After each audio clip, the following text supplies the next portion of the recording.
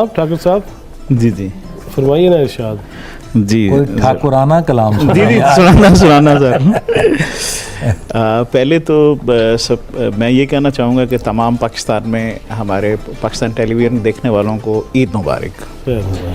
और दूसरी बात ये है कि सुन्नत अदा रसूल की करने को दिल तो था, वाह सुन्नत अदा रसूल की करने को दिल तो था, बकरे मेरी बसात से बाहर थे दोस्तों, बकरे मेरी बसात से बाहर थे दोस्तों, इस ईद घर में गोश्त की बहुतात हो गई, इस ईद घर में गोश्त की बहुतात हो गई, इस ईद मेरे हाथ में शापर थे दोस्तों, इस ईद ये एक अलमिया है हमारा बहुत वो जो पहले ज़कात देते थे आजकल वो ज़कात लेते हैं।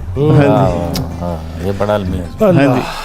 और कंजूस का बकरा, तो वो बकरा जो है कंजूस का, वो अब गुफ्तगू कर रहा है, बकरी से कह रहा था ये बकरा है जाने मन, बकरी से कह रहा था ये बकरा है जाने मन, आशिक हूँ साल भर में मिटाया न जाऊंगा, आशिक हूँ साल भर में मिटाया न जाऊंगा, मिलने को जब भी दिल करे आना फर्ज के पास, मिलने को जब भी दिल करे आना फर्ज के पास, इनसे तो सारा साल मैं खाया न जाऊंगा।